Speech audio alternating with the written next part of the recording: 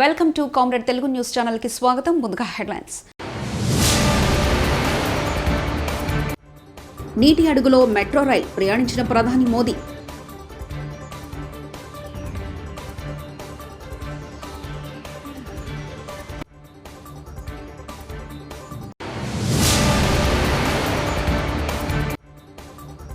బెంగాల్లో రాష్ట్రపతి పాలన విధించండి, ద్రౌపది ముర్మును కోరిన ఎన్సీడబ్ల్యూ చైర్పర్సన్.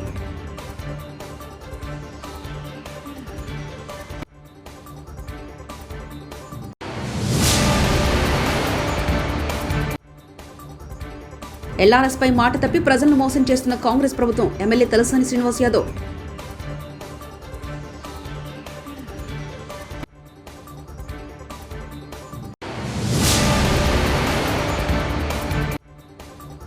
వెలిగొండ ప్రాజెక్టు జాతికి అంకితం చేయడం సంతోషంగా ఉంది, సీఎం జగన్.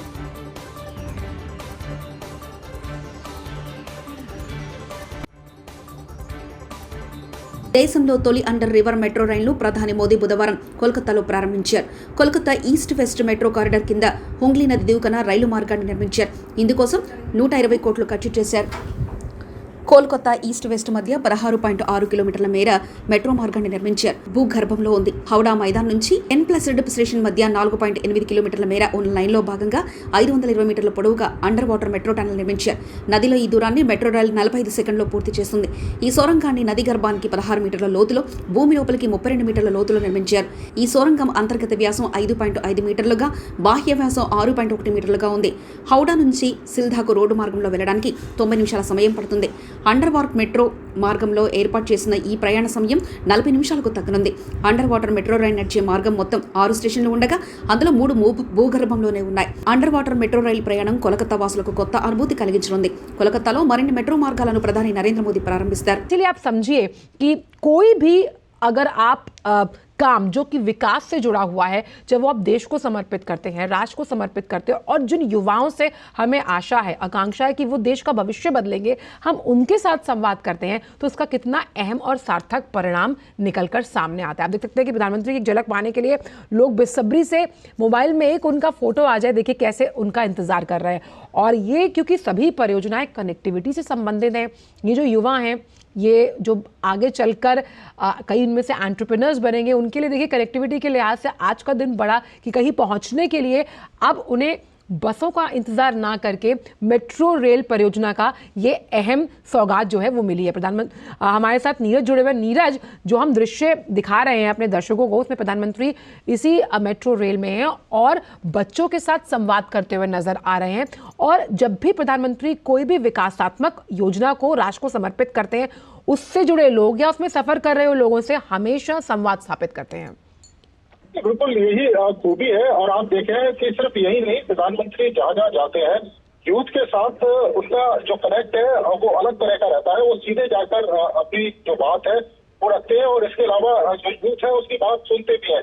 आप देखें कि बड़ी संख्या में जो युवा है उनको फॉलो भी करते हैं और उनके एक आवाज पर या उनकी एक अपील पर लाखों करोड़ों की संख्या में जो युवा है काम करने के लिए तैयार रहते हैं. आप देखें कि प्रधानमंत्री जो युवा है उनके साथ बैठे हैं, उनके साथ डिस्कस कर रहे हैं और ये तमाम चीजें हैं कि उनको पढ़ने में कितनी सुविधा होगी इस मेट्रो ट्रेन से, कैसा लग रहा है. पहले जो सफर आप कोलकाता से हावड़ा के बीच में करते थे तब कितनी दिक्कतें आती थी, अब कितनी परेशानियां आपकी दूर हुई है. तो निश्चित तौर पर ये दृश्य हमें बताते हैं कि प्रधानमंत्री युवा से सीधा कनेक्ट करते हैं. और चूंकि आपने वो दृश्य भी देखे होंगे आंचल, जब काशी कॉरिडोर विश्वनाथ कॉरिडोर का उद्घाटन हुआ था और उस समय जो श्रमजीवी थे, जिन लोगों ने दिन रात मेहनत कर उस कॉरिडोर को बनाया था, प्रधानमंत्री उनके बीच में पहुंचे थे और आपने देखा कि किस तरह से उनके साथ बैठकर कुर्सियां लगाई गई थी, उन्होंने हटा दी और उन श्रमिकों के साथ बैठकर प्रधानमंत्री संवाद कर रहे थे. तो ये दृश्य बताते हैं कि श्रम कितने ज्यादा सक्रिय है, जो लोग श्रम कर रहे हैं, जो लोग मेहनत कर रहे हैं, को उनके योगदान को बढ़ाया जाए. हमने सिर्फ काशी विश्वनाथ कॉरिडोर में ही नहीं देखा होगा, देश के अलग अलग हिस्सों में जहाँ तमाम परियोजनाएं होती हैं, प्रधानमंत्री खुद उन श्रम वीरों के और उनसे संवाद तो उनकी मेहनत का ही नतीजा है. और इंजीनियर एक डिजाइन होते हैं, लेकिन उस डिजाइन पर काम करने वाले श्रमजीवी है, ये मजदूर, ये मेहनत लोग हैं. तो तो इन जिलों के जो डिजाइन है उसको सफलता में बदलते हैं। बिल्कुल, हमने कई ऐसी उनके- वंदे भारत देखी हैं जब राष्ट्र को वो समर्पित की गई तो उनसे जुड़े जो तमाम ऑफिसर्स थे उनके साथ प्रधानमंत्री ने बात की, जो उसमें सफर कर रहे लोग थे, जो पहला सफर कर रहे थे, उनका अनुभव जाना। ये अनुभव जानने की जो प्रक्रिया रहती है प्रधानमंत्री की, ये कई और अनुभवों को जन्म देती है, कई ऐसी सीख है जो अन्य राज्यों के लिए कहीं ना कहीं एक मॉडल के रूप में स्थापित की जा सकती है।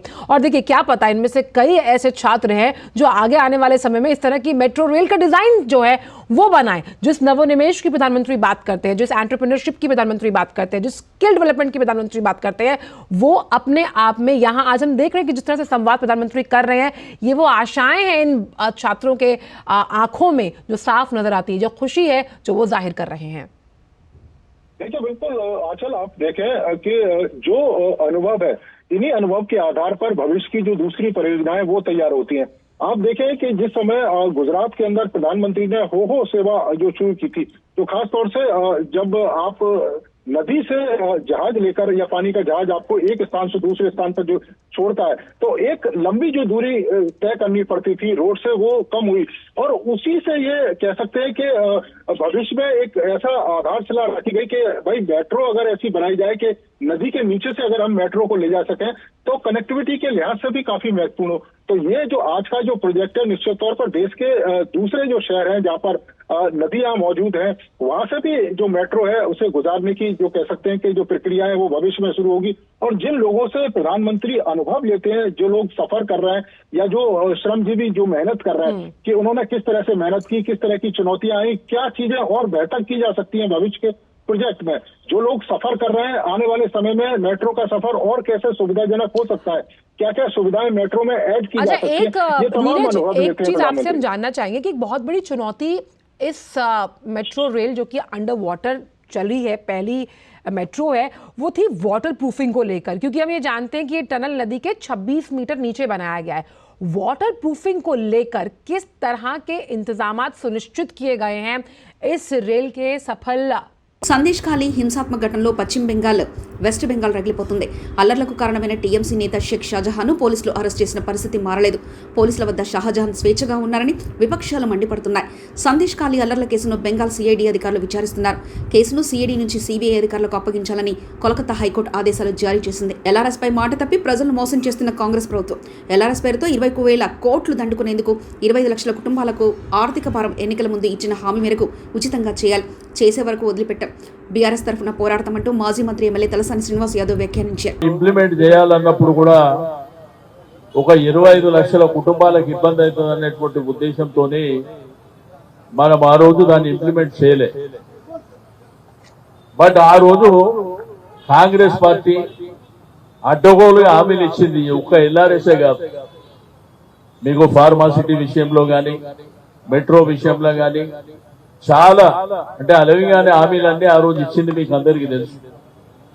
ఇప్పుడు ఉన్నటువంటి మంత్రులు ఎవరైతే బట్టి విక్రమార్క గారు, సీతక్క గారు, ఉత్తమ్ కుమార్ రెడ్డి గారు, అదే విధంగా కోమటిరెడ్డి వెంకటరెడ్డి గారు అయితే పబ్లిక్ ఇంటరెస్ట్ లిటిగేషన్ వేసారు.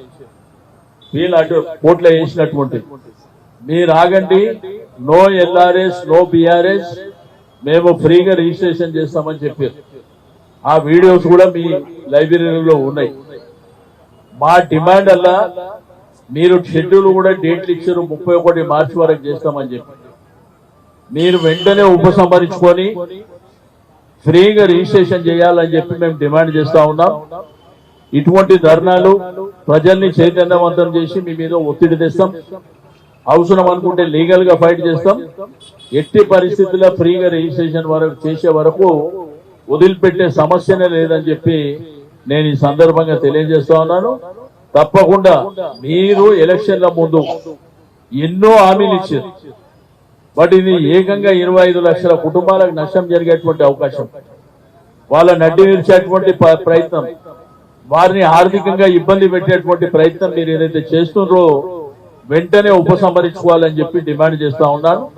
తప్పకుండా మరి ప్రభుత్వం పునరాలోచన చేసి నేను గౌరవ ముఖ్యమంత్రి గారు రేవంత్ రెడ్డి గారికి కూడా విజ్ఞప్తి చేస్తున్నా, మీరు వెంటనే ఉపసంహరించుకొని పేదవాళ్లకు ఫ్రీగా రిజిస్ట్రేషన్, అది మీ ఎన్నికల కమిట్మెంట్ మీరు చేయవలసిందిగా డిమాండ్ చేస్తా ఉంటాం. Thank you. ప్రకాశం, నెల్లూరు, కడప జిల్లాల ఫ్లోరైడ్ పీడిత బాధితులకు నీరు అందించే ప్రాజెక్టు వెలిగొండ అని వైఎస్ రాజశేఖర రెడ్డి వెలిగొండ ప్రాజెక్టు నిర్మాణం ప్రారంభించారని, వెలిగొండ ప్రాజెక్టు 2 సొరంగాలు రాజశేఖర రెడ్డి కొడుకుగా పూర్తి చేసి జాతికి అంకితం చేయడం సంతోషంగా ఉందని సీఎం జగన్ వ్యాఖ్యానించారు.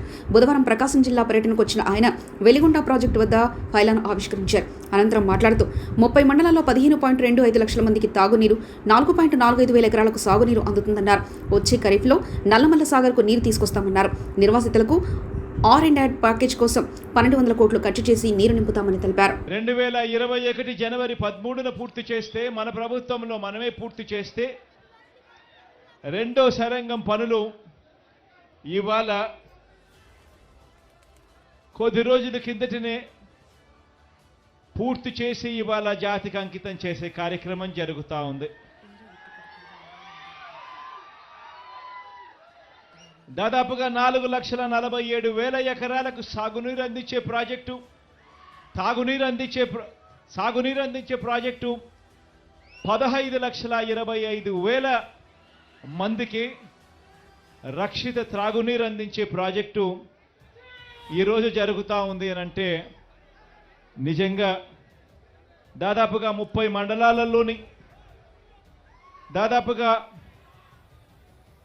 ప్రకాశం జిల్లా, నెల్లూరు జిల్లా, కడప జిల్లాలోని, ప్రకాశం జిల్లాలోని 23 మండలాలు, నెల్లూరు జిల్లాలోని 5 మండలాలు, కడప జిల్లాలోని 2 మండలాలు, మొత్తంగా 30 మండలాల్లోని 15,25,000 మందికి త్రాగునీటి సమస్యకు పరిష్కారం చూపుతూ 4,47,000 ఎకరాలకు సాగునీటి పరిష్కారం చూపిస్తూ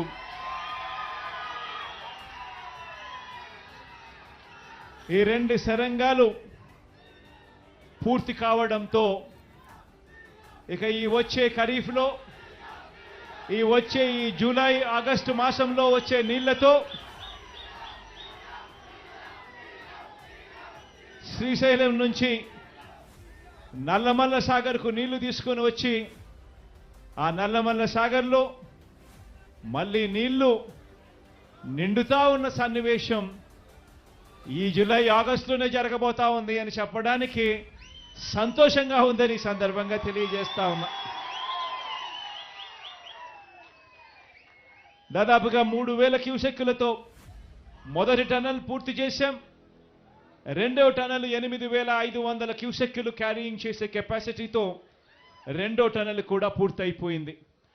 అంటే దాదాపుగా రోజుకు 1 టీఎంసీ నీటిని శ్రీశైలంలో 840 అడుగులు దాటిన వెంటనే రోజుకు 1 టీఎంసీ నీటిని ఈ 2 సొరంగాల ద్వారా నల్లమల్ల సాగర్కు నీళ్లు తీసుకురాగలిగే ఒక గొప్ప పరిస్థితి ఈ రోజుతో పూర్తయిపోయింది అని చెప్పడానికి సంతోషపడతా ఉన్నా.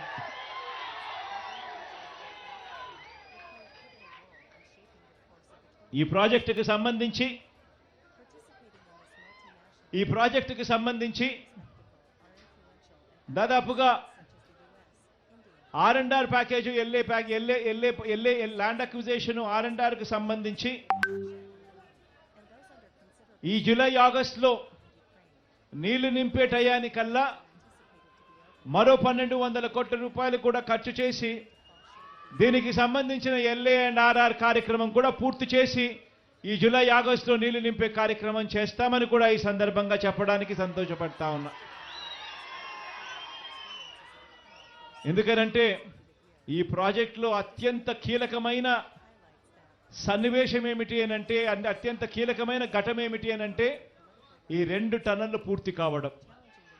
ఈ 2 టన్నళ్లు ఇక పూర్తయిపోయాయి కాబట్టి ఇక మిగిలినటివన్నీ కూడా పెద్ద ఏమీ లేవు. ఇక రిజర్వాయర్ కూడా ఎలాగో పూర్తయిపోయింది. ఆ రిజర్వాయర్ లేకి నీళ్లు నింపాలి. ఆ నీళ్లు నింపడం కోసం ఒక 1,200 కోట్ల రూపాయలు LA&RR కింద ఇస్తే నీళ్లు పుష్కలంగా నింపే కార్యక్రమం జరుగుతుంది. ఈ నీళ్లు పుష్కలంగా నింపే కార్యక్రమం మళ్ళీ మనం అధికారంలోకి వచ్చిన తర్వాత, ప్రమాణ స్వీకారం చేసిన తర్వాత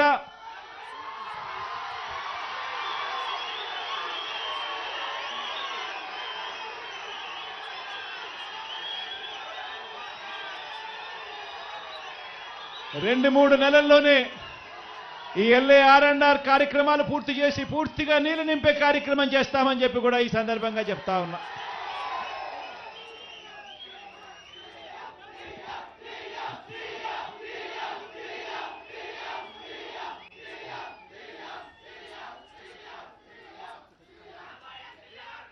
ఈ ప్రాజెక్టు వల్ల ఫ్లోరైడ్ పీడిత ప్రాంతమైన ఈ ప్రాంతాలకు అన్నిటికీ కూడా మంచి జరిగే కార్యక్రమం జరుగుతుంది అని తెలిసినా కూడా ఎర్రగొండపాలెం, దర్శి, గిద్దలూరు, కనిగిరి, ఉదయగిరి, ఆత్మకూరు, బద్వేల్ ఇన్ని నియోజకవర్గాలకు కూడా మంచి జరుగుతుంది అని చెప్పి కూడా తెలిసి కూడా ఈ టనళ్లు పూర్తి చేయడంలో నత్తనడకన పనులు జరిగాయి గత చంద్రబాబు నాయుడు గారి తెలుగుదేశం పార్టీ హయాంలో. ఆశ్చర్యం కలిగించే విషయం ఏమిటి అంటే 2 టనళ్లు ఉన్నాయి, ఒక్కొక్కటి 18.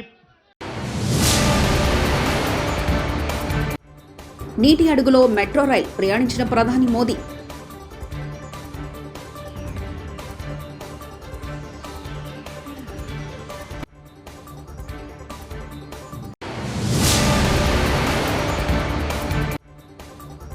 బెంగాల్లో రాష్ట్రపతి పాలన విధించండి, ద్రౌపది ముర్మును కోరిన NCW చైర్పర్సన్.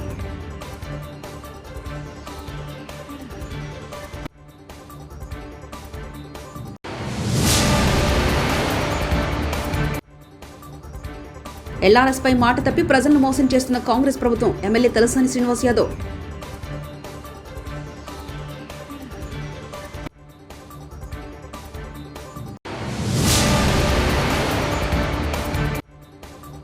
వెలిగొండ ప్రాజెక్టు జాతికి అంకితం చేయడం సంతోషంగా ఉంది, సీఎం జగన్.